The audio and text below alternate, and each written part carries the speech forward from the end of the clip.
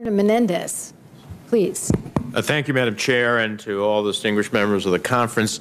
You know, we need to pass this bill quickly in order to generate and protect 2 to 3 million jobs.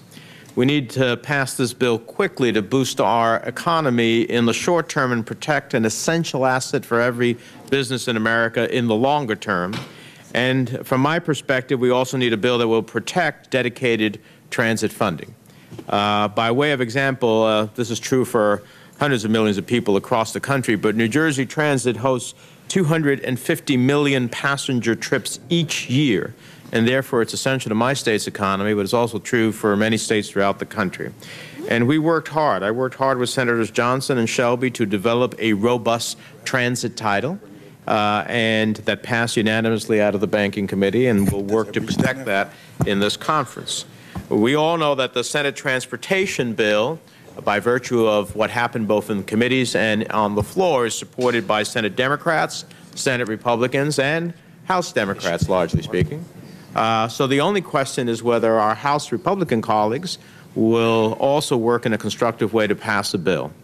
After years of work, we are on the cusp of giving our states, our businesses, and our workers the certainty they need to make infrastructure investments.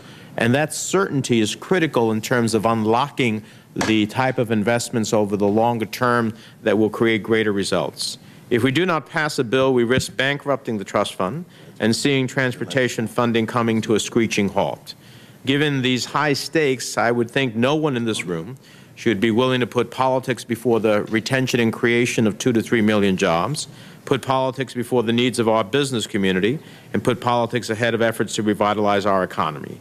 In other words, it's time to start negotiating from the Senate bill that had bipartisan support and has a total element of all of these titles in good faith.